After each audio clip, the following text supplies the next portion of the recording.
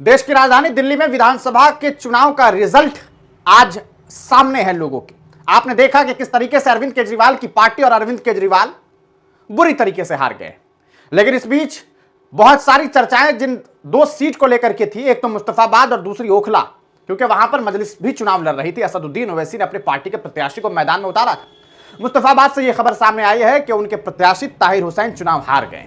जी हां, उन्हें लगभग 35-36 हजार के आसपास जो है वो वोट मिले, 35 और 38 के अराउंड। लेकिन 51,000 से ज्यादा वोटों से वो चुनाव हार गया, 50,000 से ज्यादा वोट से, बड़े मार्जिन से वो चुनाव हारे। और अब दूसरी खबर ओखला की। ओखला में शफाउर रहमान चुनाव लड़ रहे थे। इनके सामने अरविंद केजरीवाल के नेता अमानतुल्लाह खान। और आपको बता दें कि ओखला के लोगों ने अमानत के साथ कोई खयानत नहीं की। और जो अभी तक खबर सामने आ रही है वो ये कि अमानतुल्लाह खान आसानी से चुनाव जीतते हुए दिखाई दे रहे हैं। और ओखला में इस बार भी शफाउर रहमान, मतलब इस बार शफाउर रहमान के जीतने की कोई राह जो है वो दिखाई नहीं दे रही। हालांकि शफाउर रहमान को अच्छे मत मिले हैं, बहुत अच्छी वोटिंग उन्हें प्राप्त हुई है, बहुत जबरदस्त तरीके से उन्हें लोगों ने वोट किया है, लेकिन जीत नहीं हुई।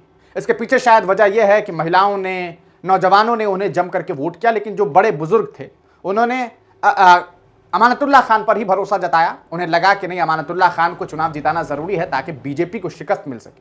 लेकिन अरविंद केजरीवाल खुद अपनी सीट नहीं बचा सके, उनकी हार हो गई है। और ऐसे में एक बड़ी खबर जो सामने आ रही है वहां से वो ये कि शफाउर रहमान दूसरे नंबर पर भले हैं, लेकिन उनके चुनाव जीतने की बात जो है वो बिल्कुल भी सामने नहीं आ रही है। यानी कि वो चुनाव नहीं जीते हैं, ये समझ लीजिए लगभग फाइनल हो चुका है। मुकाबला जो है वो तीसरे और दूसरे नंबर के बीच रहने वाला है। जो आंकड़े हैं वो हम आपको दिखाना चाहेंगे। अभी तक जो वोटिंग्स हुई है, अभी तक कुल 17 राउंड वोटिंग हुई है, जिसमें अगर आप आंकड़ों को देखेंगे तो आपको पता चलेगा कि अमानतुल्लाह खान 71,760 वोट ला चुके हैं। वहीं पर 38,235 वोट जो है वो शफाउर रहमान को मिला है और मनीष चौधरी जो है उन्हें 34,412 वोट मिला है। तो आप देखें यहां पर लगभग 33,225 वोटों से शफाउर रहमान पीछे चल रहे हैं। बस कुछ ही राउंड वोटिंग्स बाकी है, उसके गणना बाकी है। इधर अरीबा खान को भी 11,000 वोट मिले हैं। अगर आप इन्हें इस तरह से समझने की कोशिश करें कि यहां पर अगर अरीबा समर्थन देती शफाउर रहमान को और कुछ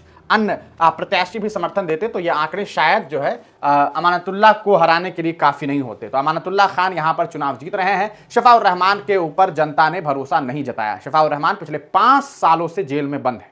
उनके ऊपर चार्जेस यूएपीए जैसे लगाए गए। उनके ऊपर दिल्ली दंगे में जुड़ने का उनका एक रिश्ता उनसे जोड़ा गया कि भाई दिल्ली दंगे में उनका एक रोल रहा। आप तमाम लोग जानते हैं कि उन्होंने सीएए और एनआरसी प्रोटेस्ट के दरमियान जम करके लोगों की आवाज बुलंद की थी। अमानतुल्लाह खान जो है एक अच्छे नेता है, इसमें कोई शक नहीं है, लेकिन पार्टी में जिस पार्टी में है उसको लेकर के मुसलमानों में बड़ा एहतजाज भी था। लेकिन इसके बावजूद वहां की जनता ने असदुद्दीन ओवैसी और उनकी पार्टी के नेता पर भरोसा नहीं जताया, ना ही उनके ऊपर भरोसा जताया जिन्होंने पिछले 5 सालों से अपने लोगों के लिए जेल में जो है वक्त गुजारा है और अभी भी उन्हें न जाने कितने सालों तक जेल में वक्त गुजारना पड़ सकता है। सीधे तौर पर अगर आप बात समझें तो चाहे वो मुस्तफाबाद हो, क्योंकि मुस्तफाबाद में तो ताहिर हुसैन साहब चुनाव हार चुके हैं। हम आपको वहां के आंकड़े भी गिना देते हैं कि भाई ताहिर हुसैन साहब को कितने वोट जो है वो मिले हैं और कैसे वो चुनाव हारे हैं। हालांकि आपको बता दें कि ताहिर हुसैन साहब जिन भारतीय जनता पार्टी के नेता को कभी जो है अपने साथ रखते थे, साथ उन्होंने रखा, साथ रखने का मतलब एक अच्छी फ्रेंडशिप थी, और वो भी वहां से जो है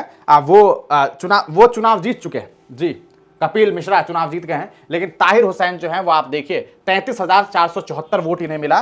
मैं 38,000 के आसपास बता रहा था। 33,474 वोट मिला। 51,741 वोटों से ये चुनाव हार गए हैं। मोहन सिंह बिष्ट जो है बीजेपी के प्रत्याशी, उन्हें 85,215 वोट मिला है। अदिल अहमद खान दूसरे नंबर पर है, तीसरे नंबर पर ताहिर रहे। इन दोनों को जोड़ेंगे तो लगभग 120 के आसपास जो है वो वोट बनता है। तो ऐसे में एक बार फिर बीजेपी की बी टीम होने का टैग मोहम्मद ताहिर हुसैन पर भी लग रहा है। हालांकि अगर आप देखेंगे तो अली मेहदी जो इंडियन नेशनल कांग्रेस के प्रत्याशी हैं, उन्हें भी 11,763 वोट मिला है। अगर सिर्फ इसी को बी टीम का पैमाना समझेंगे कि इसको जोड़ देंगे तो इसका वोट इतना हो जाएगा, तो ऐसे में दिल्ली में इस बार कांग्रेस पार्टी जो है वो सबसे बड़ी बी टीम के तौर पर दिखाई देगी आम आदमी पार्टी की हार के लिए। असल में बी, सी, ए, डी कुछ होता ही नहीं है। चुनाव है, चुनाव में तमाम लोग चुनाव लड़ते हैं। जनता ये डिसाइड करती है कि किन्हें उनको नेता चुनना है। और ऐसे में दिल्ली के मुस्तफाबाद सीट से ये भी बड़ी खबर सामने आई है कि ये ताहिर हुसैन साहब चुनाव हार गए हैं। आप इस पूरे मामले को किस तरीके से देखते हैं, अपनी राय कमेंट सेक्शन में जरूर दीजिए।